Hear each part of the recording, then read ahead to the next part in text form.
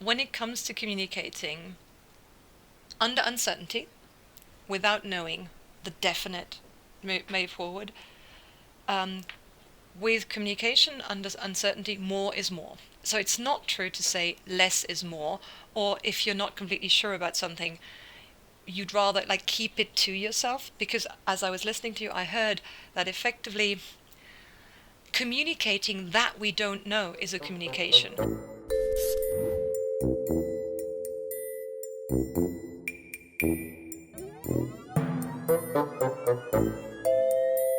So, as a starting point for uncertainty, I don't know, there's so much certainty going around. I think a good place to probably start is very much from a personal human perspective, given the fact that, there's people running around trying to make sense of everything. They've got so many different personal and professional kind of expectations coming in. I think, at least I'm hearing from some of the conversations I've had in the last couple of weeks, do I lead with uncertainty in relation to how it's being perceived, like if I'm running a company or even a country or whatever it happens to be? Do I show that I have certainty and I try to lead people out because that's what people want? Or do I open up and be like, hey, I'm one of you, I'm as human as the next person, and this is an uncertain time, so we need to kind of assess what a sensible way is to approach it? Like, I'd love to hear kind of what you're seeing and how you think about what's the right way to even start to think about uncertainty. Well, from my perspective, there are certain things in life that you can be certain about or that are in your control, and there's an awful lot that's outside. We typically, I think, in the Western world have engineered out a lot of uncertainty. We kind of go to the point where we create jobs for life. We get rid of as much uncertainty as we can. Yet the reality is that none of those things that we actually believe are certain are certain. You just look at the financial system. Everything that we buy is based off the belief that a number now in a bank account or a coin is going to have some value in a shop. Actually, the numbers in a bank account are useless. They're just digits. But we have a belief that they have value, and therefore they do have value because we believe in them. So I think that the only thing we can now be certain of is people and their behaviour.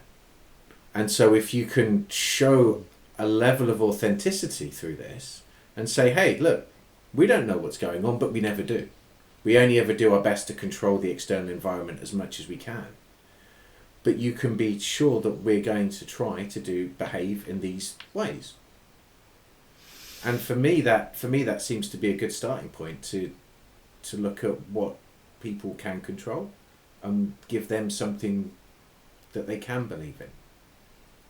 But not promise too much, because of course if you can't keep up to those promises, then that's a huge betrayal of trust. Mm. So it's very much leading with expectation, yeah? Because if there is a... Yeah, go on. I was going to say, is it expectation or is it just authenticity? It's about something being able to show who you are through this. It's about being able to show you that people, the beliefs and the way that you're going to operate through this crisis. And then maybe that is expectation. Yeah. I have a thought that's ringing through my head that I had a very dear friend and senior strategist in a very large company who is a firm believer of the sentence, certainty is the greatest myth of the 20th century. There's that, nothing is certain, and approaching all things through that lens, therefore, it's just how it is. When something uncertain happens, you shouldn't be surprised, because all things are uncertainty. It's this kind of challenge between uncertainty and unpredictability. The certainty and predictability are two fundamentally very different things. And when you see people kind of coming forward and trying to make sense of what it is, they're looking for certainty, but is it not a circumstance where really they should be looking to improve their relationship with uncertainty, as opposed to try to get that uncertainty and control it? Like, it's just, do I need to fix myself in the circumstances, or should I be running out trying to fix what I believe is uncertain? I like that, and I would like to almost backpedal a little bit more, because I think, not only I think, but we could think about uncertainty within ourselves, right? We could think about uncertainty in the space between me and you, interpersonal. We could think about uncertainty impacting us as a group, like, and then there might be an even bigger phenomenon of uncertainty. And so what you were just saying, Adam, about our relationship I think our relationship with uncertainty applies at all these levels. Like, me with myself, I have within me uncertainty, and we could ratchet this up. And what I find really interesting about the pandemic right now is that the news are talking about what's going on at a biological, psychological, interpersonal, societal, geopolitical level.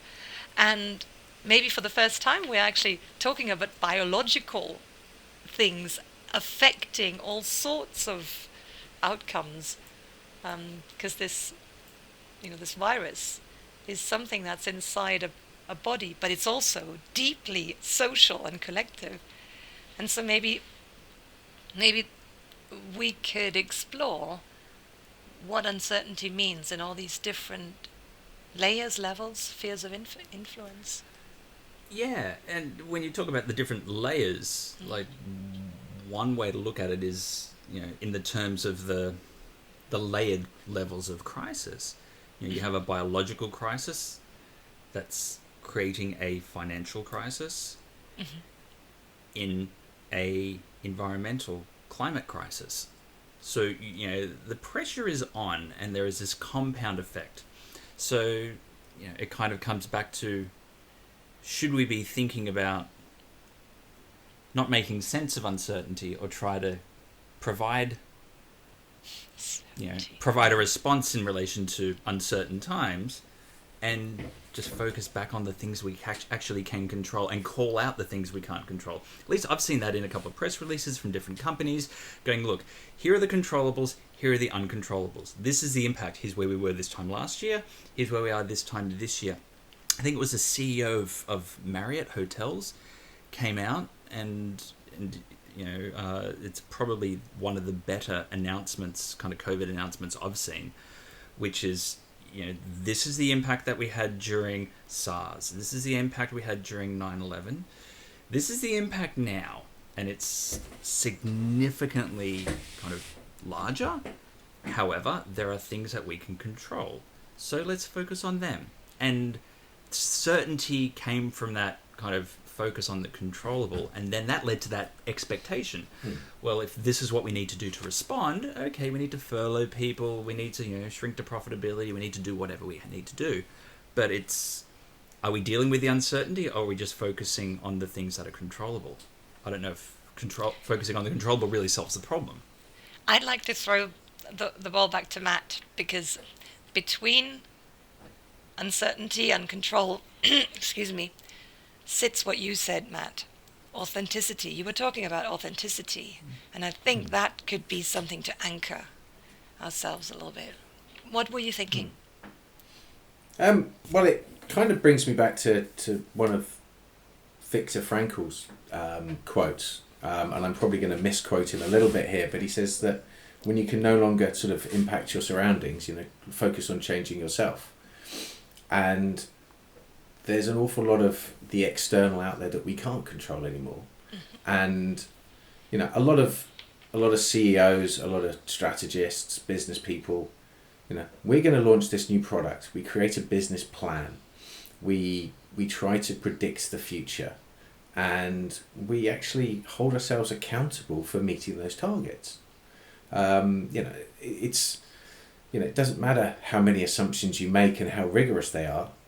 At the end of the day, you're trying to put together a business plan to meet something. Wall Street is constantly based off, what is the visibility of my sales pipeline? What new products are we going to bring in? Therefore, what is my sales guidance? COVID has taken all of that and thrown it out the window. It's sort of set it on fire first. We have to be authentic here that there is a problem and that we aren't in control, we no longer have the control over those business plans that we thought we had. But we still have control over who we are and how we respond. And I think what people want to see is leaders they can believe in that would follow through and do what they say they're going to do. And that's really, I think, the crux of it. So it's about being authentic in admitting that we no longer are in control. But as you said, the CEO of the Marriott saying, these are things that we can control, so let's focus on those. And it's interesting when you look at the controllable things and whether that actually provides certainty or not. Like, you look at some of the stimulus packages that governments have come out with in the last couple of weeks. Some have been a pittance, some have been incredibly impressive. Some have been completely butchered. It's a circumstance where, even from a social perspective in the relationship between citizens and governments, there is an expectation, to your point, Matt, about, looking at the delta between what you say and what you do. And it's this, it's this gap. I remember I heard the sentence, the enemy of authenticity is incongruence. So if you're looking to be authentic, do what, say what you mean what you say. And when you get that difference in that will wear authenticity down. It will start to, like, the drip on the rock, it'll wear it down. If you're losing authenticity, it's incredibly difficult to get it back. I'd like to pick you up on on authenticity being, be what you say and say what you do. I don't think you need to blurb everything that's going on for you out in order to be authentic. I think authenticity can be a private process, but it's a lot to do with awareness. Self-disclosure is I share with you what's going on for me. Appropriate sometimes less so. Authenticity, always appropriate. Being aware of what's going on for me, or maybe even being aware of how I come across to you, and perhaps then choosing to share or not share, I think is what we're talking about, what's really useful. But I'm not certain that everybody needs to, in this time, disclose everything that's going on, because a lot of the stuff is heightened right now, and so I have already had a whole roller coaster of feelings and impulses and urges that if I had put them into the public domain, I would probably have regretted a number of those already. For me, another word came up when you were speaking, Adam, trust. Because I think if we're saying uncertainty is normal, and uncertainty is the new normal, and even more heightened the new normal now, maybe now it's just more in our face that uncertainty is reality, then can we develop trust a little bit more? Trust in the intuitions and the internal things that are going on for ourselves, and maybe even being aware of how much trust there is between people and how much trust there might be, or there needs to be at a bigger level, because that's something that we can change and manipulate. And that's something I can see small amounts right now and big amounts. Does that make any sense? Around right now, I could categorize what's going on in the world depending on how much trust people have in options, approaches, proposals, possibilities right now to guide the future. I don't know what you guys think. I know, I think it's Rachel Botsman at Oxford has done a lot of writing in relation to trust, and particularly trust in the digital age and what it actually means to foster trust online and these sort of things. So there's also that next layer of complexity. A lot of people at least what I've seen, trust is built through that very personal, interpersonal relationship. You know, you sit down over a table, you lean in, and you're like, okay, this is the problem, these are our options. You know, you get that FaceTime, you get that, you know, you see the whites of their eyes. Mm-hmm. And then that comes down to the value of communication and how trust is built. You know, trust is earned, it's not given. Mm-hmm. So the next layer of complexity is how do you promulgate trust in a circumstance where most people are going to be like us, sitting behind our screens having a conversation as opposed to doing it in the one room. And historically, at least in a lot of parts of technology and digital, where there is human interaction with the machines, there has been a pretty healthy dose of proven mistrust. So it's interesting. I'm just kind of trying to reconcile the delivery method versus the objective and go, can trust even be built? Particularly on something so important as, you know, the level of uncertainty and ambiguity we're dealing with now. You know, how do you build trust? You know, do you just kind of, you know, point to the things you have done and be like, well, these are the right things, I am a trustworthy person, and you have to go out and sell trust, you know, to your team, to your managers, to your organization, to your citizens. Like what is the right way to demonstrate the relevant things that feed into being trustworthy? Right. I think it's such an interesting thing, because I think talking directly about trust is just as ineffective as talking directly about respect and you know, and almost love, unless you're in like a romantic relationship with somebody, right? So when you were talking, that reminded me of Axelrod, you know, the management science in the 80s talked about the trust problem. And so the way we indirectly assess whether somebody's trustworthy is we assess, you know, the costs and the risks associated with engaging with them, right? And so we're detecting whether they are friend or foe. And declaring I'm your friend typically makes people actually, you know, more distrusting. But you can actually detect people's pro-social, friendly motivation even through virtual screens, right? Because you can still detect, you know, how people say things.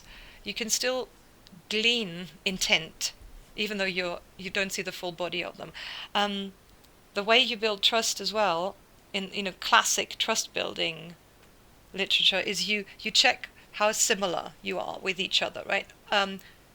Do we have the same values? Do we have the same kind of causal maps or cognitive structures? You know, if I say something, you will also think A causes B, and A is right, B is wrong, right? And I think the last thing is that builds trust is reciprocity. So to what extent when I say something, do I get something back from you? That's again cost and benefits. So the first bit is about risks and return, and maybe openness, and the second bit is about like, am I sure that if I hand something out to you, it gets returned, and that builds trust.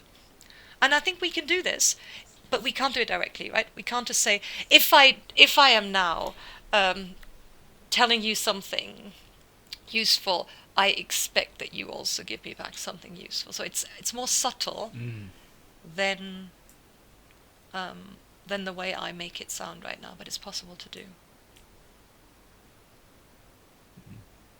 What are you thinking, Matt? Well, it's interesting when you're talking about giving things away for free. In that, you know, coming from the you know, especially the technical marketing world, you know, the world of content marketing has been here for a long time now, and the whole ethos behind giving something away for free it sits in content marketing. So you're trying to give away something valuable, some valuable knowledge, some valuable information for free, typically in the form of written or recorded content like this. And at some point you might get to say, hey, we've created this ebook or whatever it is. Would you know, if you've learned to trust us through engaging with us through these channels, you know, maybe you could give us your name and email address so we can send this to you. And then over time, maybe you build more trust. You know, but the whole the whole part of content marketing goes back years and years, and probably the best example is the Michelin Guide, which came out many years ago when Michelin decided that people weren't driving their cars enough, and what they needed to do was and the reason they weren't driving their cars very far was because of reliability, and two was because they didn't know where to go and stay, and they didn't know where to go and eat. So if you could reduce some of the uncertainty in those times of, right, say, here's some good places, here's some good hotels, here's some good restaurants to go and eat in, you reduce the uncertainty of taking a trip in the car, and so you might actually go and drive further. And that's been about, there's a whole host of online digital marketing where really what you're trying to do is to get people to experience what it's like to be a customer before you've ever paid anything, before you're a customer, so that the decision becomes very, very easy. It's perhaps easier in a consumer world than it is in a business to business world, where buying decisions are much more complex. They're a lot longer. There's more people involved, but ultimately what you're trying to do is to give people a sense of what is it going to be like to be in business together, to do business together, to have this product in my hands, or to be using the service. And so it comes back to what you've both been saying about trust, really, as well, which is trust me on my actions and not what I'm saying. If you put up on a website, hey, we're the best at this, everybody says that. Yeah, that's right. If all of a sudden I've got, not only am I writing about stuff being credibly useful somewhere, but I've got the press writing about me and whatever. All of a sudden, then that shows credibility. That shows that you can trust. You can trust that opinion. In an indirect way. I love that, Matt, because it's what came up for me was actions speak louder than words. And you gave me a perfect example for the 3 components of trust building. And we're talking about trust building because we're talking about uncertainty reduction, right? So the first is by giving away something for free on the internet, or even by giving the Michelin guides for free, you're showing people about who you are and what your motivation is, right? You are showing people that you are similar in values and that you have the similar interests into them, and you're starting the reciprocity cycle, right? And the other thing that I thought this, as you were speaking, that this related to was the authenticity debate, because effectively by giving something away for free, you're also showing a bit of vulnerability of what you value. It's like, and so in psychology we call this like a vulnerability lead. Like when I talk to people, I always lift my t-shirt a little bit, not to show my naked belly, but like when you're showing a bit of yourself that's real, you're inviting people to give you something back. And so I actually think this is a really practical example of building trust in the interest of reducing uncertainty, what you were just saying. What other examples are there in the world of marketing, communication, strategy? There's so many, but there's probably one on a very personal level that just instantly comes to mind was moving into a new house. I was renting a house, very nice landlord. I was in Ickenham, which is just within London, within sort of the Uxbridge and Hillingdon area where the UK Prime Minister is then MP for, and our landlords didn't just leave us a little note to say welcome or whatever it was, but there was a little basket. It had a bottle of wine, some bread, some tea bags, a pint of milk, enough to keep us going. But then they also gave us a recommendation for a couple of takeaway places that they liked going to, and kind of which are the best shops to go to for food. So don't bother going to this one down the road because it's always busy. This one around the corner is better. So there was just kind of some helpful hints as to what we've learnt about while we've lived here. These might be helpful for you, and throughout that relationship, it was a very trusting relationship. Obviously, we were living in their old house. And so for them to give us something that probably cost them £10, £15, not a lot, a little bit of effort. It set the whole tone for that relationship.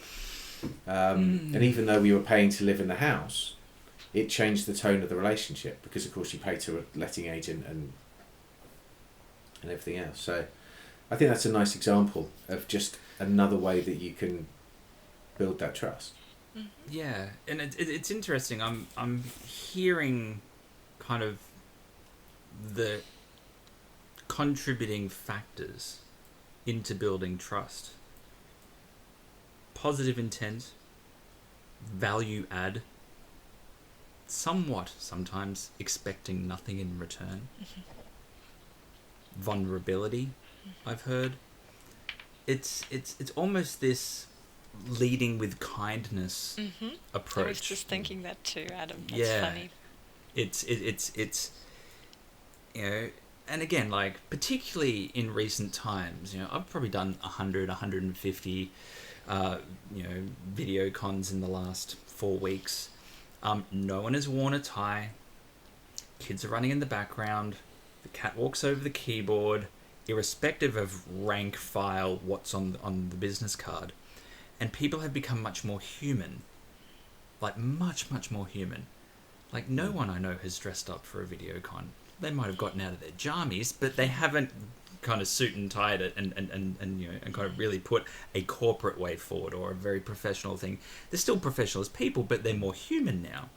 And I think that as that kind of, the facade has started to fall, given the new mode of communication and how people are adapting to uncertainty, there is a beautiful opportunity here, I think, to, you know, think about, you know, the leading with kindness, think about, you know, value creation, not value extraction.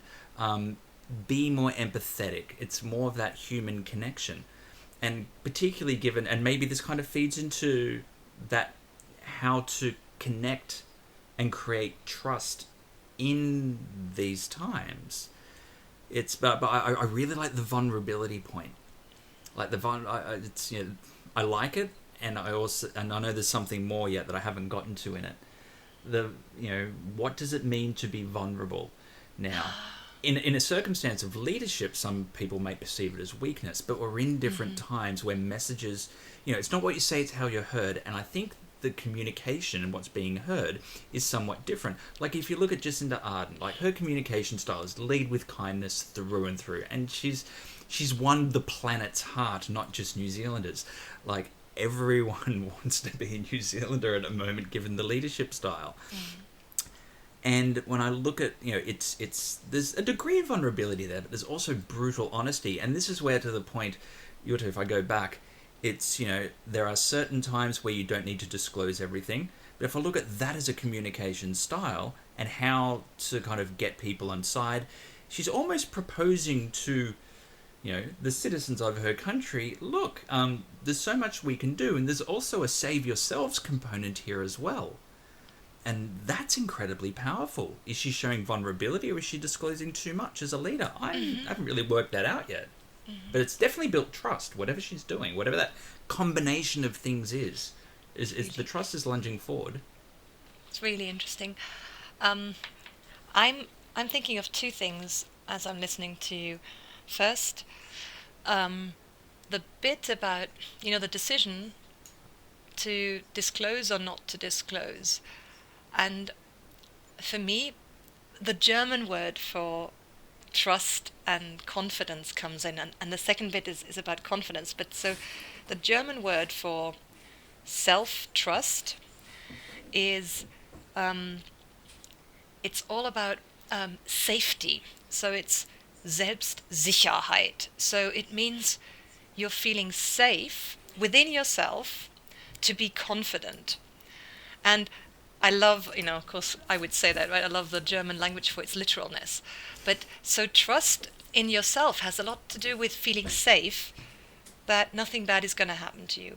And a wonderful definition of confidence that I recently read, director of the Advanced Leadership Institute in Harvard, I forget what her name is, said confidence is not me being so strong, me being so confident in the traditional sense, but me being optimistic that things will turn out okay. And so that, I think, comes back to feeling safe. I'm feeling safe. I feel safe in front of you two. I feel safe, psychologically safe, that you're not going to figuratively swipe me or, give me a dressing down. And I feel safe that things will turn out okay. And maybe that's the thing that tips you to make the right decision about what vulnerability is acceptable and appropriate in the moment. And that should help. And that's helping leadership. To be confident that things will turn out okay. Because I'm feeling safe in the environment that I'm in. And then we could talk a lot about psychological safety. Yeah. And how that plays into the debate, I think, right now as well. I'm a huge fan, of course, of psychological safety. Yeah. And it's interesting to think that through, to create that optimism, to truly create optimism that is believable in yourself. Do you need to have an awareness of what it's not okay looks like, so you can actually balance it, and you don't then kind of fall into this kind of fluffy thing like, yeah, we're all being spoon-fed joy and happiness and rainbows, when really, it can all come crashing down. Like, I think what are the critical factors to create believable optimism? Well, I mean, I think one of the things that I saw from Jacinda Ardern, which I was really surprised about, is not just the approach she's taken. It's the way that she's communicating. So, and I don't just mean necessarily the words she's using. It's the fact that she'll go onto a Facebook Live. She will meet people where they are. She's going, she's meeting them on the channels that they're using to communicate with other people now. This isn't a TV broadcast. A lot of the communication she's doing Facebook Lives from her living room, wearing a green sweatshirt. She's talking comfortably, knowledgeably, showing a little bit of discomfort as well as she's talking about the situation they're in. So she's showing that she's one of the herd as much as anything else, but she just happens to be in a position where she has to make decisions to help them. And so I think for me that's one of the really interesting things about how she's positioned herself, which is as one of the people, for the people of the people, which is very different from some of the other leadership styles around the world, which isn't so much of, becomes more of an us and them approach. So I think that's been for me one of I watched some of those videos this morning and was just struck by how much she let you into her home, but she didn't give you anything about the uncertainty of the approach. There was no conversation about letting people into the ifs and whats of the science. It was, this is the respected wisdom, this is what we're following, this is what we're doing, and I know it's uncomfortable. And I think it's that's where the authenticity kind of barrier goes in. And let's face it, scientists, and I speak as having, been a chemist for many years, we build up, we try and scratch what is uncertain. We try and scratch the edges of uncertainty of what we don't know about the universe. We don't know a lot about this virus still. There's still a lot of uncertainty, and despite there being hundreds or thousands of papers being published in the last 3.5 months. I mean, I think it's 25,000 academic journals or papers that cover COVID in 3.5 months. Now that's not all biological. Some of those are, management, magazine, publications, and that's a Google Scholar search. So it's not necessarily a definitive list. But you see that there are just a huge amount of interest in this, and yet we still don't have the answers as to what this virus, how it really responds in the body. We know its genetic sequence. We know that there are at least 30 strains of the thing. We know that it targets a receptor called the ACE2 receptor. We know that those are prevalent in the nose, in the eyes, in the throat. And that's how the virus gets in the body. we don't really know a lot about necessarily how it spreads, the the role of asymptomatic people. There's so much that we do know, and yet there's so much we don't know. So a lot of the response is still guesswork. And it's very easy to, I think scientists have a habit, certainly I did, that you will pick the models that help you that help you then build a solid foundation upon to continue scratching the surface of what's unknown. I think we're doing the same with policy responses. Yeah, that's fascinating, because there is also, from a human perspective, in many people, a natural bias to focus on the negative. Of course. Where the picture you've just painted is positive reinforcement of what is known to build the body of knowledge to understand what is unknown better. And then kind of chip your way into the unknown, converting it, bit by bit into knowledge and turning it into a known quantity. But in the same token, there's this, and maybe this is why the scientific community is holding so much credibility at this moment. Like, everyone in the world, all leaders are going, yep, the science, or all leaders worth their salt are kind of going, the science.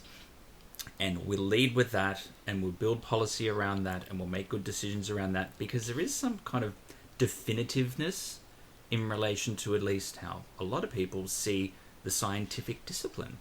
Research, evidence, rigor, peer review, like all the good things that kind of build a sound body of work, as opposed to, this is what I think. What was the Donald Trump quote a couple of days ago? We're going to release we're going to lift the ban, and it's going to be great. What sort of data are we going to use? And he goes, the data here. And you can just hear everyone in the press room go, oh my God.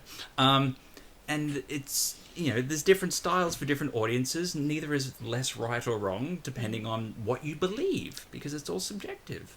But I'm interested in kind of how do you get this point of, this kind of brings in the Jacinda effect as well, which is, do you need to come down a hierarchical structure to build authenticity? Can you be the top of the chain, still beating your chest, going, look, I run this show, here is a teaspoon of authenticity, take it, believe me, and try to build trust to bring certainty to the uncertain? I'd like to riff off this, and I'm playing ball here. I'm on the way to hand the ball to Matt and to communication strategy.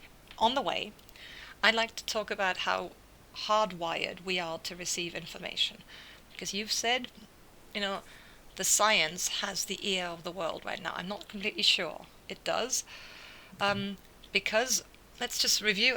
What are we wired for? What are we hardwired for? We're hardwired for sensational negative information, right? We're hardwired, and we're the survivors of people who are focused on negative risk related information, and we're the descendants of people who've been good at focusing on risk and avoiding risk, and so we're glued to and automatically attracted to information that's like about harm, damage, and negative. And the more sensational, the better, because it used to be even more important for survival.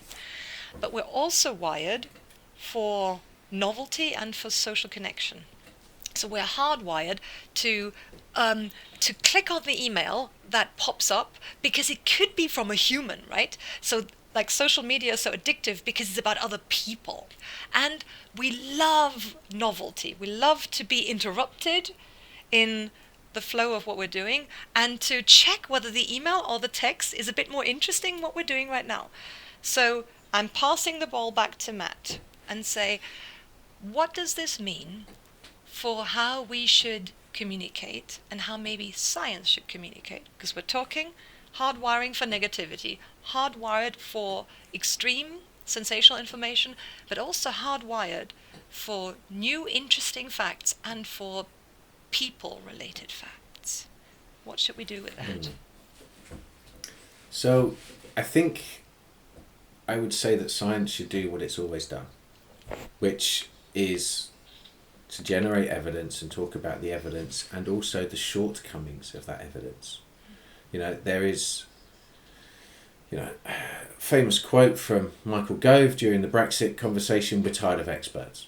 I think there's still huge swathes of countries around the world who are tired of experts. They're tired of the scientists. I'm grateful that I feel hurt. Yeah, I'm grateful that my social media bubble doesn't generally focus like that. But there are interlopers into that bubble that do occasionally break into and in that bubble they will say things that I'm sort of thinking, one friend of mine sort of said, we'll be rioting in the streets if we can't get back to work soon. I'm thinking, what? Who's saying that? And yet there's people agreeing that are, at those intersection of bubbles, it's going on. And, are they listening to the science or do they believe the science? No, they don't care. So I think there are groups of people that still care about this and there are groups that don't. And, while I believe that the UK government has done a pretty good job of communicating what we should be doing, at least what they believe we should be doing, and whether the policy of lockdown is good, whether we've gone too far, whether we should be going, following a model like Sweden, or whether we should be going further, I don't know. I'm uncertain about that. I still don't think that there's enough evidence, and we won't know until actually we come out the other side of this. I think. But I think they've done a good enough job of communicating. Here's the science. Here's the human impact. Here's what we're seeing in the hospitals. Here's what we're trying to do to make sure the hospitals are well enough equipped. And they've had a huge issue at the moment about getting enough personal protective equipment to the frontline staff. People have said things in press conferences or in front of the media that have said, we've got a shipment coming from Turkey. And then Turkey say, well, we haven't got an order. Now, somewhere down the line of communication, something's got broken. I'm sure the person that said that said it in the full belief that that's exactly what was happening. And so somebody along the line, it's Chinese whispers effect, no doubt, that something along the line of communication has broken down. But I think that as you've seen, sort of as we've gone in sort of 4 or 5 weeks into this, that's where you start seeing the cracks happening in communication strategy, where at the start of this, people were very much behind government policy, and now people are attacking it. And people are trying to pick holes. I'm interrupting, Matt, forgive me, because I want to take stock of something that I heard while you were talking. And I think that's really useful and really practical. When it comes to communicating under uncertainty, without knowing the definite way forward, with communication under uncertainty, more is more. So it's not true to say less is more, or if you're not completely sure about something, you'd rather keep it to yourself, because as I was listening to you, I heard that effectively communicating that we don't know is a communication. And it actually reminded me of how my psychology department was talking about what was going on at my university, and I can't always say that psychologists are perfect at applying the theories that they know, but we had probably 5 or 6 emails a day, or communications of some sort, that continued to tell us that the leadership team was thinking about what they were doing. They were not talking about decisions, they were not talking about outcomes, but they were talking about what was going on. And that was incredibly reassuring, because again, I think we're talking about how do you handle uncertainty and how do you get assuredness, trust, reassurance. So the practical takeaway that I'm now taking from you is when it comes to communicating under uncertainty, my impulse to say less is more is not right. More is more. More is good. Yeah. I think you brought up something there that really hit home for me, which is actually by saying these are the things that we're considering, these are the things that we're discussing, it shows that people are walking in your shoes, maybe, if those are items or topics that you're particularly passionate or care about. And so even if the end decision doesn't match where you think that they should go, at least you know that some of those topics have been considered.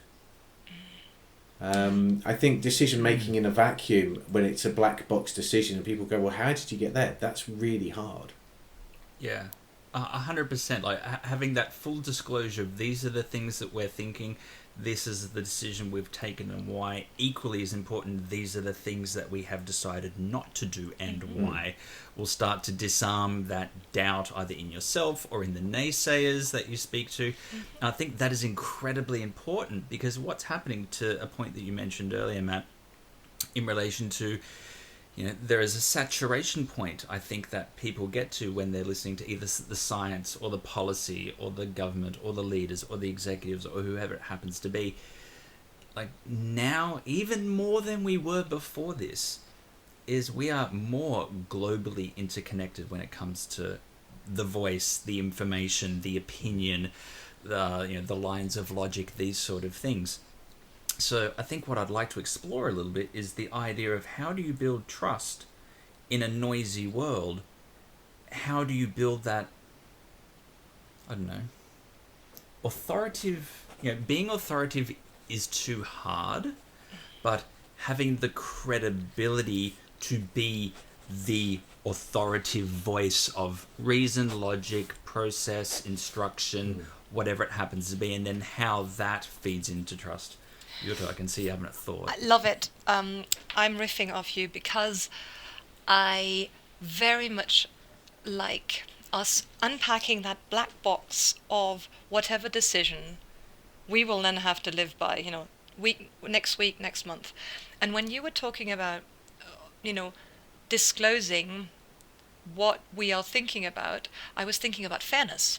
Because I'm not sure I'm willing to give the leaders in my country and in the global scene the respect to take them as authority, but I can respect their decision-making process by them fairly outlining to me what the process is of which options they've discounted on. And that reminded me of, there's a literature on fairness, and there's two types of fairness in whatever, social psychology, right? So people think fairness is distributive. So that means it's fair what I end up getting. Is it fair that I speak 1/3 of the time on this call? That's distributive justice. But there's another type of justice that's actually much more satisfying when I get it, and that's procedural justice. So me agreeing with the process of how the decision or how the outcome came about is actually more satisfying than me getting 30% of airtime. Because if I know what the criteria are that should decide who should speak next or who should speak the most in here, and I buy into that values framework or that, that cognitive map or that causal mapping relationship of, I say A causes B, 1 is better than 2, then I will buy into and I will respect the authority of the decision-making process. So now let's talk about, we're saying communication, disclosing what's going on is useful, and then maybe be even more specific and say, talking about how I make decisions is helpful in this day and age. Talking about the process of decision-making. Yeah, it's if everyone understands how things roll forward from a process perspective, and that process is, clearly articulated, sound, robust, not kind of, and it's avoiding all, group think, all the wonderful biases and things that kind of often rear their head in important decision-making discussions. Then there is what you're doing is you're increasing the trust quotient, because if you have a robust decision-making process, irrespective of the outcome, you trust that the decision being made is correct because the process is robust. You have a stopgap where you get to a point, you go, okay, hang on, if we're going to do this, what is the negative business case of not doing this? Let's inverse it, because for the positive to be true, the inverse negative also must be true, and it's having those sort of things and explaining that to be like, look, uncertainty, but we have a process that stacks here, and I then would you like. feed these things in. Yeah, go. Sorry, Adam. No, you're right. Go for it.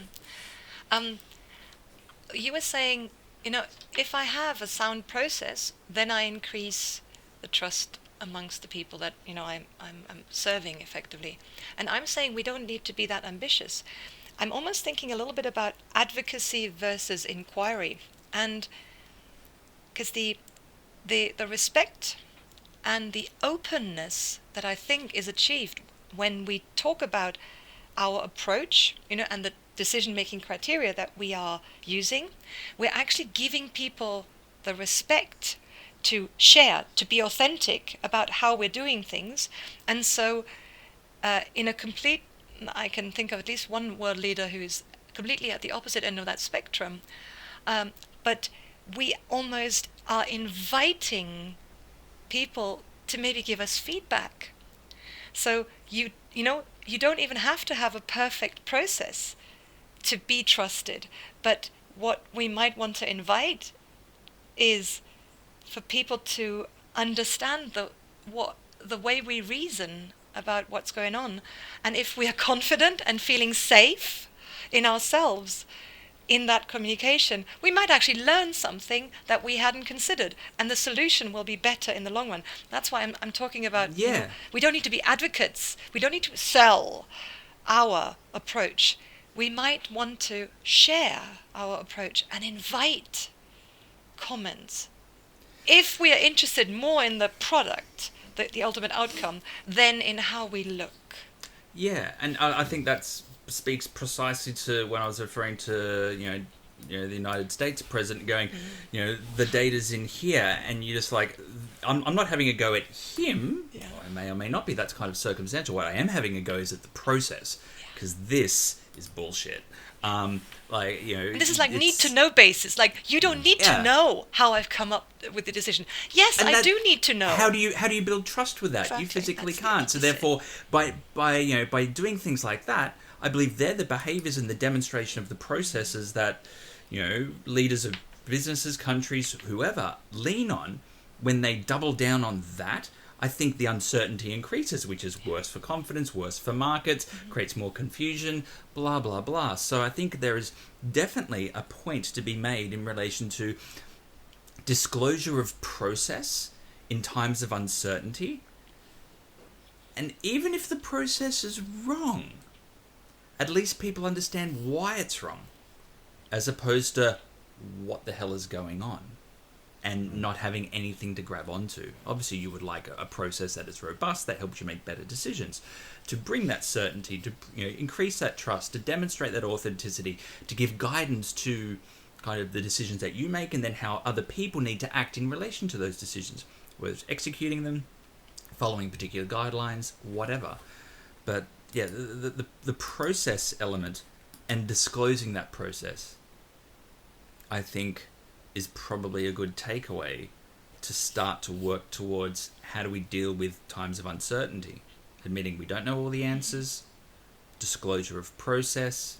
But I still would like to go back for a moment from a conversation we were having maybe 5 or 10 minutes ago in relation to the authenticity of those who are being asked to lead and hierarchy. Like we mentioned, how some people are coming down to the citizens level, coming down to the shop floor level, coming down to the voters level, and they're like, look, I'm doing a Facebook Live on my couch, and I happen to lead a country. Is that a critical part of building authenticity in a time of crisis?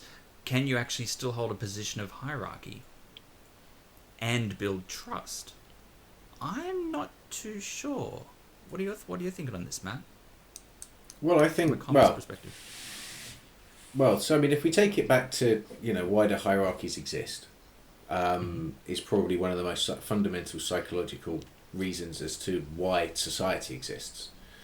And the reality is that as we evolved as a species, we decided that it would be good to have somebody that we put that we outsourced some of the decision making too. So we outsourced typically that was to the strongest, biggest male in the pack that was able to go and take down the biggest prey, or to defend the tribe as much as possible. That was how we outsourced power.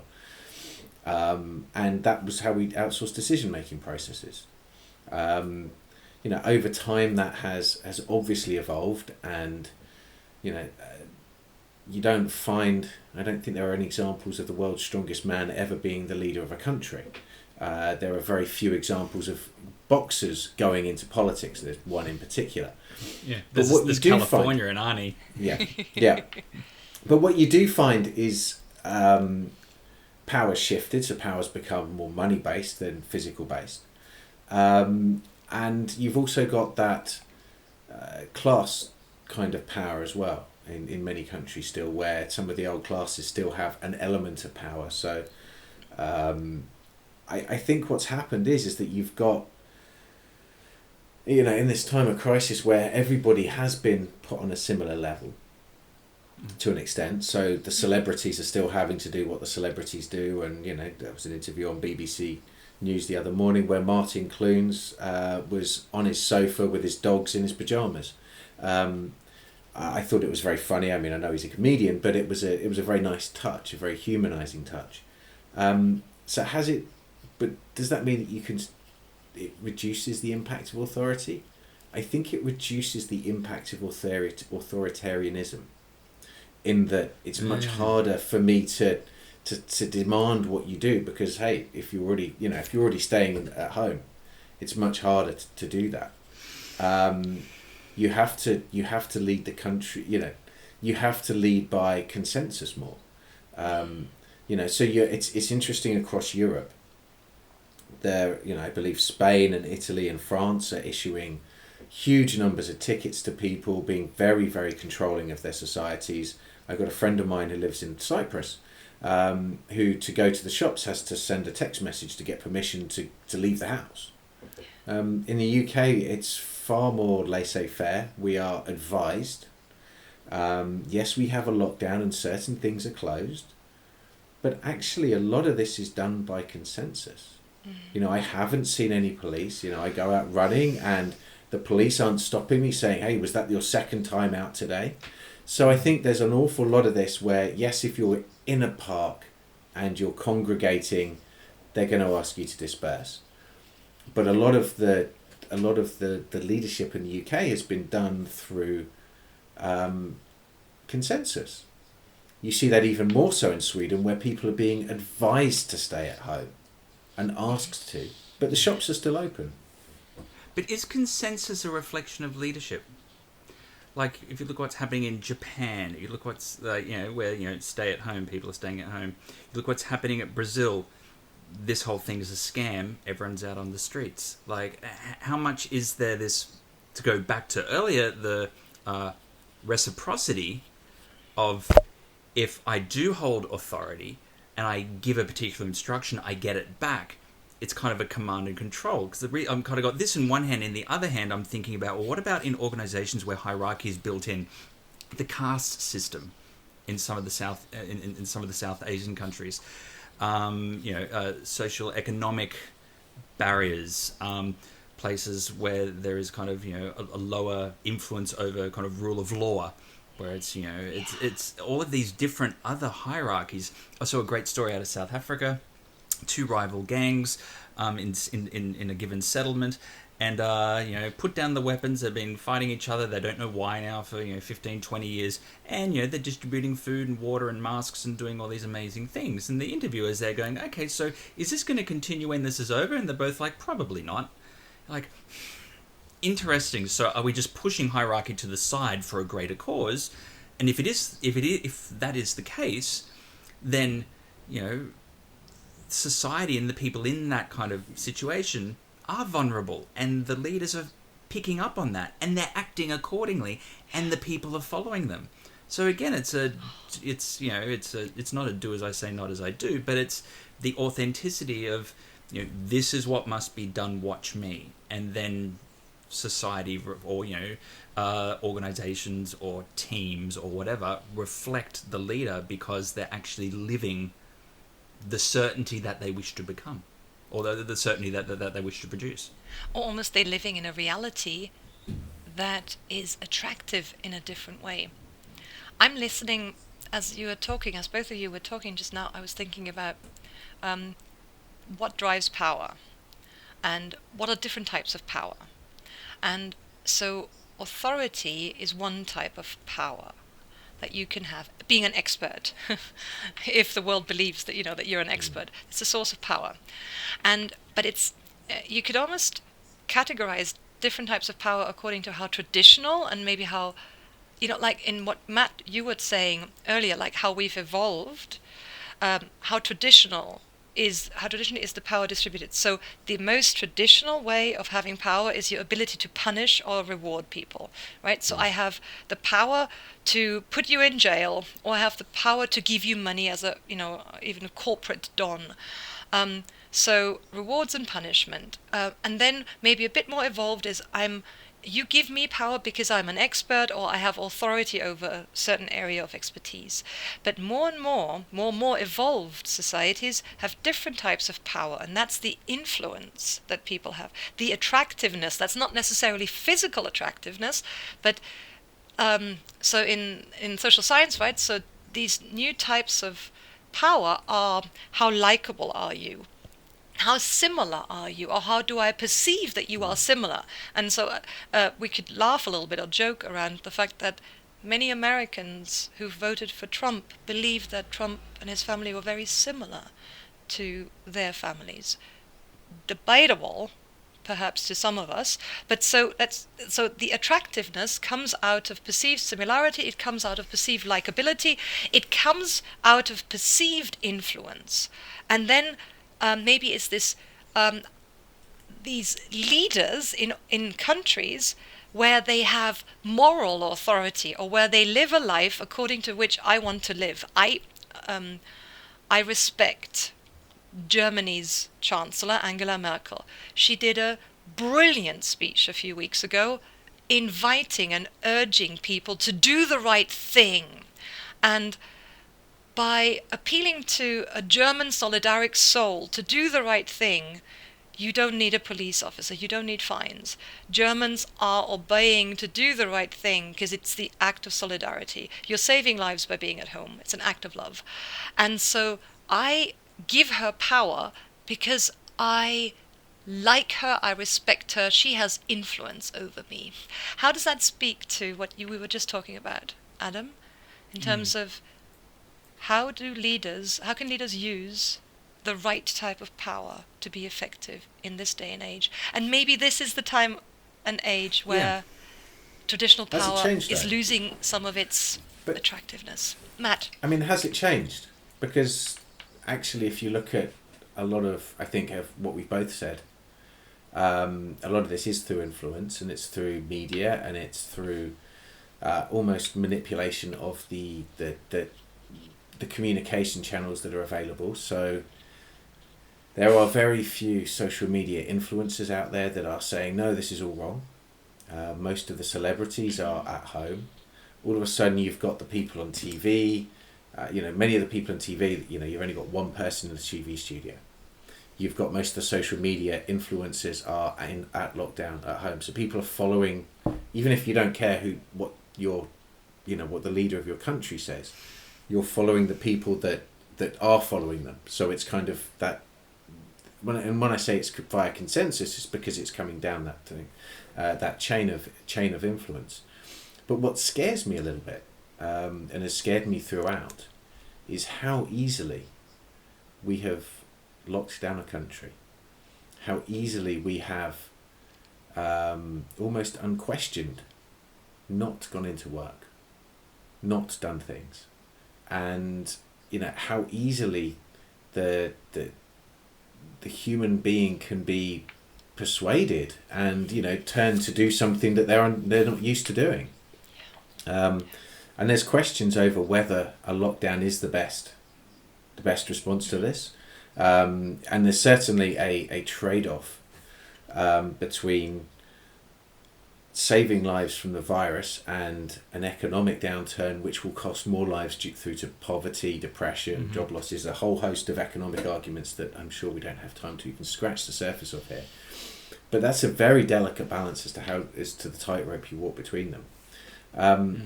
But there might even be other evils that can get through because of this sort of willingness to follow the herd. And it's interesting that whole follow the herd point is there a collective solidarity that everyone is in uncertainty at once? And if you put that into a organizational structure, if you put that into basically any structure where there's groups of people and and different levels of hierarchy, that if I'm watching celebrities and celebrities are dealing with all the things that you and I are dealing with today, again, it kind of goes back to it humanizes the circumstance.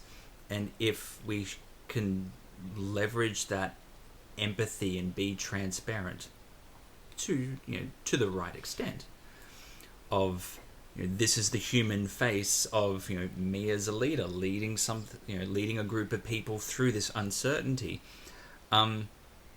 you almost get that band of brotherhood, sisterhood, sort of linking arms, power in numbers effect. Precisely to your point, Matt, how has everyone just kind of flipped the switch and gone with the instruction? Because is this a massive experiment in social proofing? I'm not too sure, but it kind of looks like it. Yeah, I think it's really interesting that we're buying effectively the messages from the social media influencers that we relate to, that we aspire to, that we want to be influenced by. And we are following their advice, perhaps, and we're trusting their advice more than the leaders of the country that we happen to live in. And that reminds me of persuasion, theory of persuasion. Right? In social science, super simple distinction. Two paths to persuasion. Central route, that means you focus on the facts. You try to get your facts better than the opponent, and then you will be persuasive. Or you persuade through the periphery. So facts don't matter as much as how you say them, who says them, whether you're wearing a white coat, whether there's a doctor title in front of your name for a specific audience. So the people then focus on the periphery of the information rather than what the doctor in the white coat actually says. And what you're just describing to me sounds like a sure example of the world moving towards being influenced and persuaded through the periphery. That means for leaders who want to influence and persuade in the way that 21st century people are actually, the action is actually driven because people are staying at home.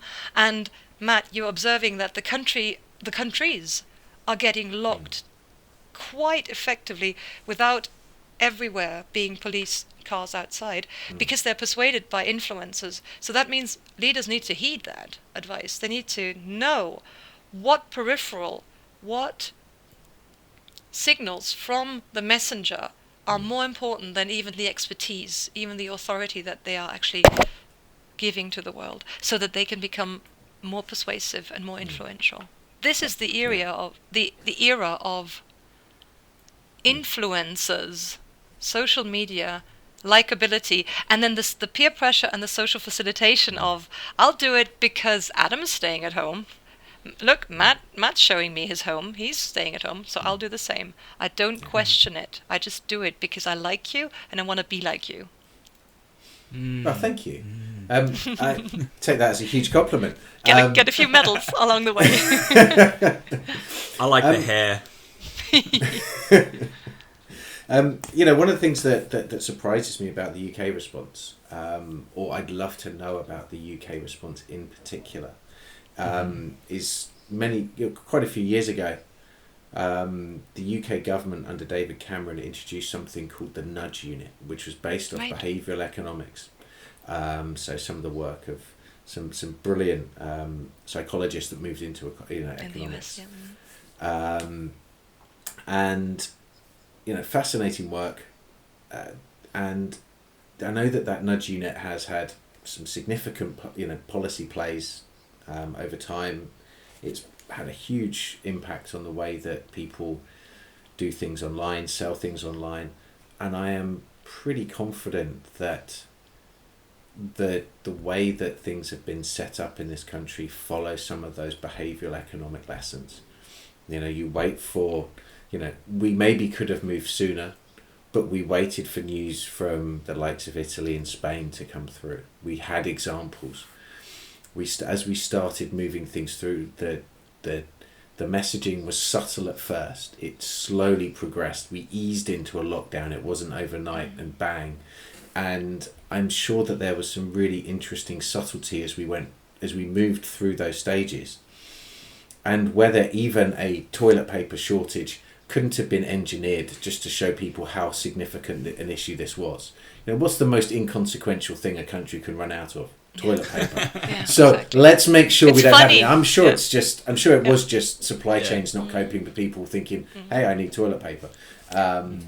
But some of these things that have happened, I'm sure, were subtly nudged to get us to respond in certain ways. Completely plausible, because people ultimately, in moments of crisis, will react to herd behaviour. It takes a very strong-minded individual to kind of go, okay, the building's on fire. Is now the right time to run out? Why should I run out? Am I better jumping out the window? Am I better waiting for the fire? There's very rarely when the pressure's on, and that's an interesting thing as well. Is that what is the impact of pressure play on how we interact with uncertainty, particularly when we're looking to people to provide us certainty in moments of crisis?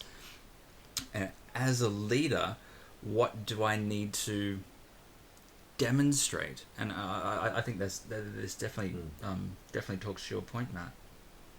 Yeah, one of the things I've sorry, and I'm really hold your thought, Matt. I don't want you to forget it, but very quickly, it's absolutely clear that when we're under pressure, we contract and we become more parochial and conservative, as opposed to when we're less under pressure, right? So even people's body postures under pressure are more conservative.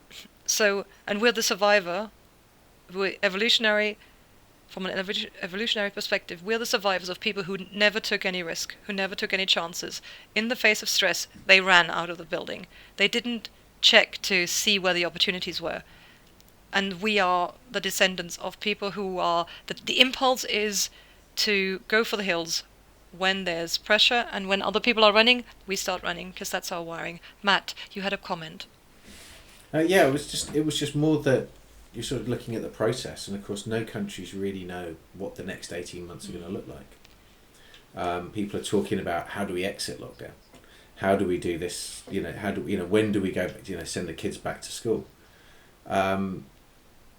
What I've liked is that actually there are 5 tests, I think it is, that the UK government has said. The last one of those being incredibly difficult to even predict, which is there is no chance of a second pandemic wave. So how can you therefore foresee lockdown stopping in the next 6 months if there's no chance of a second pandemic wave hitting? Yeah, well, there's an interesting study that I saw come out of Gartner recently. And full disclosure, I used to work for a company that was acquired by Gartner, and the statistic is that they took a survey of CFOs, and 42% of CFOs that were surveyed said they have absolutely no consideration of a second wave in any of their scenario planning. Now, me as a career strategist started screaming uncontrollably at the screen, because this is just mind-bending insanity of Fortune 500 companies who are in control of the books of these organizations, these huge multinationals, aren't thinking like 101 stuff. They haven't stress tested their assumptions. It's just, I threw my hands there. I'm like, and this is what is wrong with the corporate world, is it a circumstance, it's a magnification of the Peter principle, where the more senior people become, the more incompetent they become, and this is just a reflection of that? I have no idea. I honestly thought people were smarter. And I looked at the end size. It's not huge, but it's good enough to go, yeah, this is not acceptable at all. And these are people in position of leadership. Yeah, sure. And then you have to question again, it goes back to authenticity and believability and trust. Yeah. And there's no transparency into how they actually reached, what is the decision-making process that they reach to the point where they're not considering this. And do we know why they're not considering this? Like, it just opens up more questions, which I would imagine to most people would disprove their authenticity. So I see this as a brilliant poster child example of how not to do it. I adore this example of what you're giving, and I agree that you don't have to be a world leading global authority on strategy flying around the world like people like you do. So to say there could be a second wave, it's possible. You should put this on your scenario planning map. And I would like to say all of us have experience of becoming dumber and less intelligent when we're under intense pressure. So let's put a little bit of another thing into this pot here. We're talking about uncertainty. We're talking about authenticity, influence, persuasion, communication. But let's also talk about stress and stress management. And so it's very easy for me, sitting in a locked down position as a non-key worker, to judge the performance of people who are out there trying to make decisions, trying to lead the country forward. And I'm just talking about myself, Adam. I'm not talking about anybody else. I'm just saying that whenever we are under intense pressure, amygdala activated, limbic system pumping adrenaline, cortisol out in order to fight, flee, or maybe freeze if there's too much of these neurotransmitters in our body. But then what happens in the brain, the first thing that goes is our hippocampus, our ability to remember important stuff. And that whenever you've been stressed getting out of the door, you remember that you couldn't find your keys. So the memory is the first thing that goes. The other thing that goes very, very quickly is, forget what the region in the brain is called, the region in the brain that allows you to see patterns and match them to other patterns that you've seen in the world. Yeah. So pattern recognition goes with stress. It gets deactivated because in a fight-flight scenario, you don't need to see patterns. You have a tunnel vision object in front of you. You don't need to see that it's similar or different to other stuff. And the last thing that goes whenever we're stressed is our ability to remember who we are, identity formation, identity politics, identity affirmation.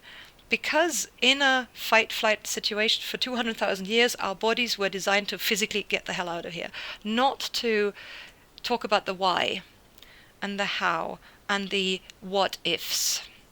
And so I understand why people can't even think that there's going to be a second wave, even though, my God, I know. My 14-year-old knows that there will be a second wave of some shape, right? Yeah, and look, and it's fascinating to build on that. I also think there's a byproduct of everything that you've just explained, is that how leaders act in moments of crisis will be remembered. Yes, it's so sad, isn't it? Exactly, and this is where you think of BP and the CEO and I want my life back, and here we are 15 years later, and it's the first thing that comes to my mind because it's the cult classic of look at this, and how do we? I think it's through conversations and releasing stuff, releasing conversations like this that kind of hopefully add value for leaders and those who are in positions of power and influence. To actually stop and think and put that checking mechanism in yes, it's stressful. Yes, I'm a CFO of a Fortune 500 and things are going bad and that's no good. But create the space to think. I think creating the space to kind of detach and look objectively the same way that you and I and Matt were all, none of us are CFOs of Fortune 500s today, but we're looking at this like, why would you do that? Yeah. But how do we get that CFO, drag them onto our side, even for 5 minutes, and go, hey, look at this, see what you see, but look. Yeah. find the space, the capacity. Look, I think that leads back to the process. This is where Yeah. good decision-making processes yes. have this gap to step back, like, go to bed, go for a jog, take, Yeah. just walk away, clear the mind, objectively kick it, Yeah. then come back and continue. And when I saw this Gartner research, I just kind of went, well, that blatantly isn't happening here, precisely to your point. Yeah. I mean, one of the things Go ahead. one of the things I'd say that another reason why I think people probably aren't forecasting that second, third, fourth waves, because I don't think it's necessarily just, there'll be a second one. I think this will be more like a tide coming in or out, rather than a single wave that just hits and goes away. It's, like you have a tsunami right now of people, of things, but you don't just have one wave of the tsunami, you have lots of smaller waves that follow after it. It's that they can't model what is going to happen beyond the first wave. They can't even model through the first wave. So how can you start trying to get your head around, and the first wave will have an impact. The second, third, fourth waves will not just have a financial impact, they will start changing society. As we go back and forth into this, it will impact our beliefs about what society can and should look like at the end of this. At the moment, people are saying, it's 6 weeks and we could bounce back and we'll come back stronger. If it's just a 6-week lockdown, it's a 6-week holiday from the economy, it's a 6-week holiday from jobs, that doesn't change societies. Years, or potentially years of having to live with this kind of approach to life, that's gonna have such a big psychological impact that it will change the way we operate as societies. It will change the way we operate as organisations, and that you can't model as a CFO. Yeah. And I'm already, so this is the second time that I'm inside my head, the word compassion is screaming, because I absolutely hear what you're saying, Matt. Just like when Adam was saying, they're not thinking about the second wave. I feel like almost saying, let's give them an extra piece of compassion, because it must be tough to make these decisions. And now, as you're saying, modeling as a CFO, what will happen in 6 months' time or a year is extra difficult, because there'll be like compound interest of the effect of this, and we will have mutated already, and then we will mutate differently again as the third wave will hit, and that'll be very, very difficult to anticipate what kind of consequences this will have for society: biological, individual, interpersonal, family and community, as well as societal. So all of these things will be affected, and they will be affected in different ways, and that is a mind twist to get our heads around. Yeah. I also think there's, it's interesting how compassion is screaming in your head. Yeah. The word opportunity is screaming in my head. Oh, great! Isn't and that I'm interesting? I'm like, okay, so within moments of change,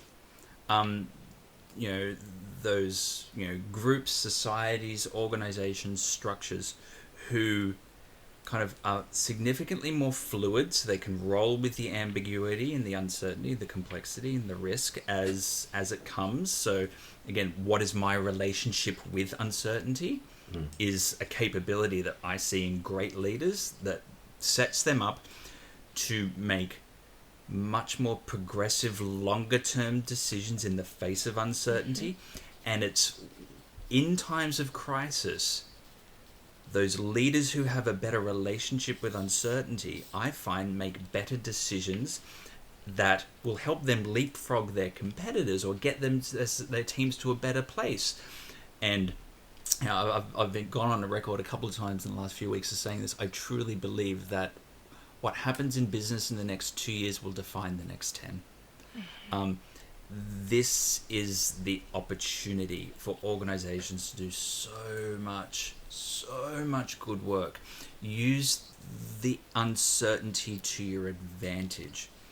Repatriation of supply chains, placing ESG kind of principles at the center of your organization's purpose. Stop buying t-shirts from Chittagong where the dye that colors them goes into the river. There's 1,000 things you can do. And only just yesterday, I read a report where apparently there's some business group, I can't remember in what country it was, that was beating the drums like, now is the time to pull your supply chains out of China, blah, blah, blah. It was a very politically charged paper. I went, I don't particularly buy that.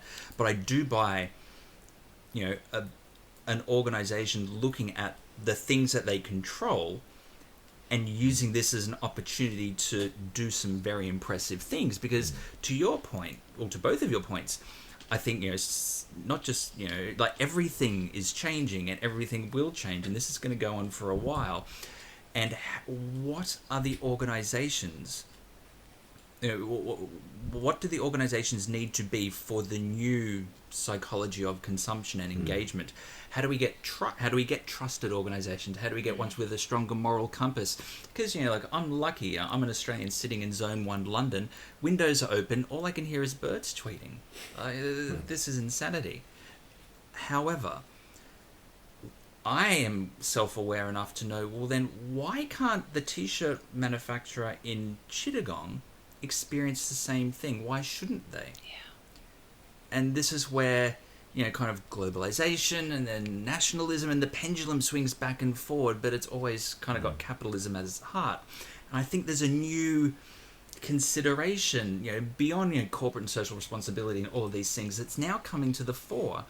And the organizations that grab it by both hands and celebrate what they are doing in this time of opportunity I'm confident they'll come out on top through this, as long as they've got the one critical factor, that the one precursor that has to exist for anyone to even think like this, as long as they've got cash flow sorted. Yeah. If their P&L is in survival mode, then they can absolutely start thinking like this. I find that absolutely fascinating, and what I'm taking away from what you've just said is, it is very, very true that for once in my life, everything is up in the air. And it has never been completely up in the air, as long as I've been alive. Everything is up for redefinition. And I'm going to repeat what you've just said. It's absolutely fascinating. What we will do in the next 2 years will define the next 10. I believe that too. And so, do you know what that calls for? That calls for more awareness of what I am doing as I am doing A, B, and C. And I'm going to plug a little bit on mindfulness science. Both of you know that I'm researching mindfulness. And so the traditional perspective on mindfulness is you practice mindfulness in order to generate the self-awareness of what is in front of you, decisions, maybe emotions, urges, or maybe even the meaning of things. The paradox, and so the metaphor that I normally use is you make space between the stimulus in front of you and the response. And I'm leaning on Viktor Frankl, right, who says that between every stimulus and response there's a gap. And it's your growth and your freedom lies in your ability to see that gap. Now, the paradox with mindfulness practice, as we tend to recommend to leaders who want to change their relationship with the reality, as you've just said, Adam, is that in the moment of stress, the self-awareness that you need to practice mindfulness that generates awareness is gone. So I am the least self-aware when I'm under pressure. And so my gap between the impulse, urge-based decision that I want to make and actually making that decision is super, super small. That means, in my research and in the way I understand mindfulness science needs to go, the only way to address this reality is that I need to catch you more often. You need to invite me in to give you feedback on what you're about to do. So we need to build in processes that allow other people to catch us before we do something that we're going to regret for 10 years, more so now than ever, because many of us are super stressed right now, and that means we can't rely on our self-awareness to have and develop the self-awareness to even practice mindfulness if we're so stressed. That means we need to become more social animals, and that means I need to maybe share with you more about the challenges that I'm currently facing, and I need to allow you to watch me because I'm not watching the difficult things that are going on for me. And And then we're maybe developing reciprocal trust relationships by maybe me seeing something about your decisions that are important that you don't see. What do you guys think? I agree. It's interesting because I also wonder if this pause is going to allow that time for self-reflection. If we look, or if it's just going to increase pressure on those people in leadership to the point that when things can start unfreezing, whether they're under even more pressure to then carry on and go back to the proven ways or the ways that they know work already. If we look at the sort of the global shocks that I've lived through, so sort of 9/11, the 2008 financial crisis, the tsunami in that hit Japan, we've seen impacts on supply chains, we've seen impacts on global economies. After the tsunami in Japan, yes, the motor industry in Europe was hit hard because we couldn't get components, but we didn't change our ways. After the 2008 financial crisis, did anything change? Not at all. All that happened was that we had austerity. We spent less on people. People. I mean, yes. This wage disparity got increased. A lot of social negativity increased over those 12 years since 2008. But did we actually change anything about society? Really, no. I think the one thing I see that gives me hope that something is different this time round is that in 2008, the bankers pushed back really hard about, shall we say, not giving dividends. They wanted to maintain bonuses to make sure that they had that they could keep the good people. Instantly already, we've already seen banks saying, we're not going to give we're not going to pay dividends. That's going to hurt all of us that have pensions that are invested with those banks. By the way, let's face it, that we own these big companies, and those dividends tend to go into pension pots. But we're seeing a shift already in behaviours that may indicate that they are actually using the space that they've been given to actually do a little bit of soul searching. Yeah, and I think there's a double-edged sword on that, because the organisations who have the space to do a little bit of soul searching, great. Do people get to see that soul searching? And if I look at in the United States and some of the funds that the US government has handed out for smaller businesses and larger businesses have gone in and absolutely raped and pillaged it, and now everyone's going, we give the money back, company X, company Y. It's almost the inverse of what you've just said, Matt, which is, if you're not soul searching and again, I know the one organisation, I'm a dear customer of Shake Shack. I think they have the best shakes on earth, and here they go and they take a small business grant from the government, grant or loan, I'm not too sure, but they took a fistful of it. And you got mum and pop shops all across the country who are like, what the hell is going on here? This is a large organisation. They've got stores everywhere. They employ thousands of people, and that's fine. Is it a survival mechanism? Then how does society see that? My opinion of that organisation has taken a bit of a bashing, and I've been their biggest fan until now. I'm like, well, what's actually going on here? So the reason why I focus on the inverse is to positively reinforce your point, Matt, which is, okay, how many organisations or people or leaders are going to take this time to soul search? But I think also the second aspect of that, particularly in relation to giving certainty or reducing or giving people something to lead through an uncertain time with, is how do you demonstrate that? Do you sit down and do a podcast and be like, I've been thinking big thoughts while I haven't been paying your wages? How do you actually demonstrate that to then start bringing people with you, staff, customers, citizens, whatever it happens to be? I think my brain's now starting to move the conversation towards how? What are the things that people can actually do to operationalize what we've been discussing? And I think we've already talked about a number of things to inform that and to speak to, so what? So the so what is we talk about process, we communicate more by default. If we have to have a heuristic and a rule of thumb, we share a bit more. We don't necessarily share, just I've been pondering, but there's a number of influences that we need to at least bring on our side. And I wanted to say something in response to what you were saying, Matt. Organizations have space, and so some organizations do. The NHS doesn't at all. Some other key workers, Tesco, other operators have no space to think at all. And so it's like a bifurcal. Like some people have a lot of space to think, and some people have none whatsoever. So we're kind of divided as a society. And I wanted to remind you of the things that you both have learned at Cranfield, Johari Window, the blind spots that we all have. So I find it incredibly hard to see what I just don't see. And so if I were to do soul searching, if I am part of the group that actually has time to think, it's normally quite hard for me to find my blind spots. But it is very easy for you, even on this call, to see the things that I don't see.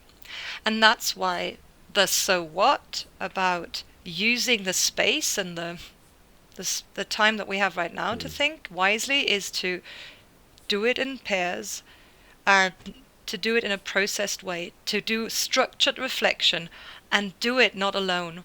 Because I always think that I am smarter than the average, although that just can't be true, statistically speaking. It's just, Yeah. That makes perfect sense. And particularly your point around don't do it alone. Don't do it alone. Because, don't do thinking, reflection, awareness training alone. Yeah, it's almost like the value of this conversation. Like, Yes. we're tackling a pretty intense topic of uncertainty in probably the most uncertain time in our lifetimes.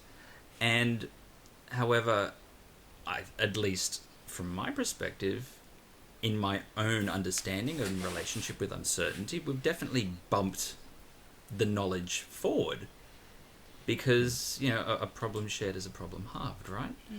And I think that for, leaders in any capacity, you can be managing a small team, you can be managing a multinational.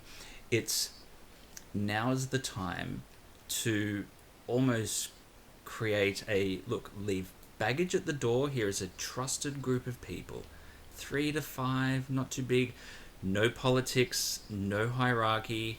But this doesn't even have to be for leaders. It can be for families. It can be for all sorts of groups in society.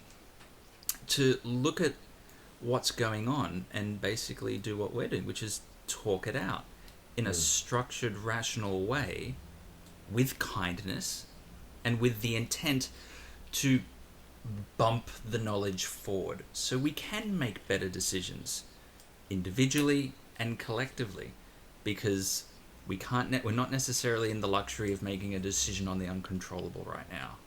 So if we focus on the controllable things, even if they're minimal, we can increase the authenticity, increase the trust by doing it somewhat transparently, somewhat robustly through a process, and I think, ultimately make the position that those leaders or those people are in better.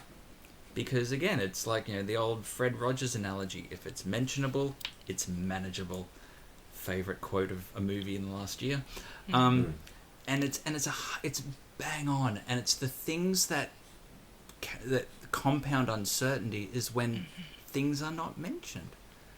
I was speaking with an organization last week, and I had a call that backed onto a call with their chief executive. And this organization, unfortunately, had lost a couple of their staff to COVID. And the word had got around the organization that this had happened. And a message went out, all hands meeting, the entire organization, the CEO is going to speak. So the assumption was, okay, we're going to be talking about this. Organization dials in, 12 agenda items, none of them are this topic. Get to the end. By the way, this has happened. Thanks for your time. End of call. Now, my call backed on to that all hands meeting with this organisation, and everyone that I know is piled into the call, and they've just gone, "What the hell has just happened?" Like this leader's completely lost control of the narrative. Now, maybe there is very legitimate reasons as to why it was not mentioned. It might have been legally sensitive, family members, but now you have lost the narrative. You know, everyone's internal jabber is kind of going 1,000 miles an hour trying to work out who it is, what's going on, why is it in my team, blah blah blah, and there's something like there is a better way to handle sensitivity and uncertainty, and again, it's just lead with kindness. You can say, look, this has happened, this is horrible, I can't disclose anything, here is why, and then you control the narrative. I think if it's mentionable, it's manageable. But if you just mention it like, oh, there's a tiger on the horizon, bye, suddenly you're going to increase the uncertainty.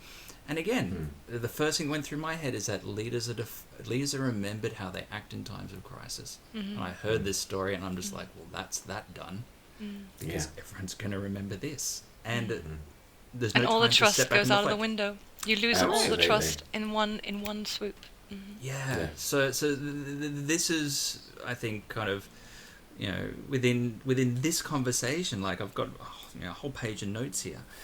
It's the thing that I think I'm taking away, and the lesson that I've learned, or my kind of upshot here, is very much about the authenticity, balancing authenticity with vulnerability and its relationship with trust. I think, if you can build a trust in this time, I think the two main contributors, amongst other things, intent and value and reciprocity and everything else, but vulnerability, not too vulnerable, I think is something that if leaders get the opportunity to reflect on before it comes out, I believe will serve them incredibly well. And that will help people. You might necessarily be delivering certainty in uncertain times, but you will be empowering those who hear your message to find peace, strength, trust, drop anchor in what is really going on, because there is a sufficient level of vulnerability and transparency in relation to what is really going on, because no one likes being bullshitted to, particularly in times of crisis. Matt, what are you taking away, my friend? So there's so much that I could fill a couple of suitcases with and drag them down the road. But if I was distancing, exactly. But I think that the crucial thing was something that Jutta said, which was really made me realise that our leaders are supposed to be humans too, and these are times of crisis. These are difficult times, and they're not necessarily going to be making the best decisions. Even though the big decisions that are being made as groups, they're taking advice. Some of the smaller decisions, the ones that how they respond to a journalist, particularly when journalists are putting them under pressure, the very adversarial nature means that ministers that are already under pressure are not going to perform well. They're going to forget things. They're going to say things in ways that they didn't want to. They're going to make on-the-spot decisions that are just going to get them in trouble. So, as you say, leaders are defined by how they respond in times of crisis, but actually as well, we need to be careful not to escalate the crisis for people. None of us know how. The reality is that for most of us, the uncertainty of today versus any other time in our lives is there's no real difference. I mean, none of us know if when we go to bed tonight, if we wake up tomorrow morning, if our partners, our loved ones wake up tomorrow morning. We could all leave life right now, and we never know when that's going to be the case. The certainty that we believe we have over the way the world works is probably quite a fallacy. many of those pieces have been taken away, and I think a lot of people are grieving for those. And so we look for other forms of certainty to replace those. But I think we need to be kind. And I think it's, you said this earlier, Adam, it's really in these times, the more uncertainty there is, there's just more cause for kindness, more cause for listening to people, more cause for,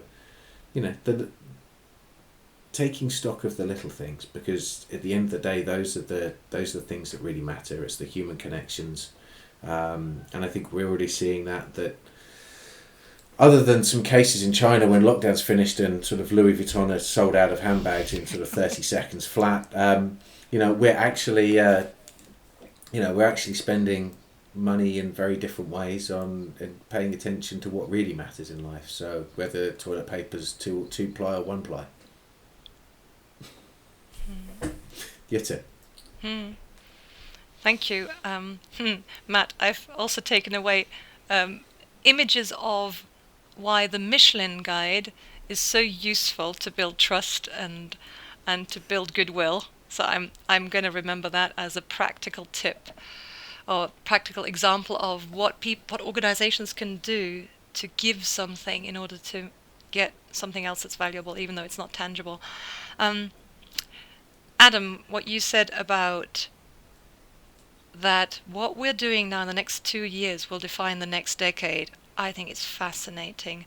I will want to put that somewhere where I can see it, because that'll remind me and make me more aware of what I'm doing. And that's a way of reflecting in a structured way and be reminded of stuff that's real, but that's not always at the forefront of what I'm thinking.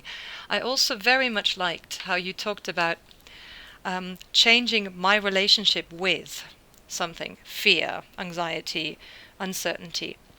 And so that to me really showed that you are separate from the anxiety. You are separate from uncertainty. And so even articulating challenges by saying, I might need to or want to change my relationship with it, you're creating a bit of distance. And that's really interesting for me, and that's really hopeful and empowering for me to see that there's a bit of a gap between me and what I'm facing. I find that really, really helpful as well. And I am continued to be fascinated by this Fred Rogers quote, what is mentionable is manageable. And it's not logical that mentioning difficulty or mentioning not knowing what's true changes something. It's psychological, right? Us psychologists kind of have a chip on our shoulder, so we say there's a psychological change that happens when I mention something, even though I am not perfect, even though it's not fully fledged, but something changes in the relationship, even between the three of us, for having done this today, under the uncertainty that we've been feeling. I've been feeling, at least, doing this. Yeah. Thank We're you. going to get our technology going for a decent recording of a three-way conversation.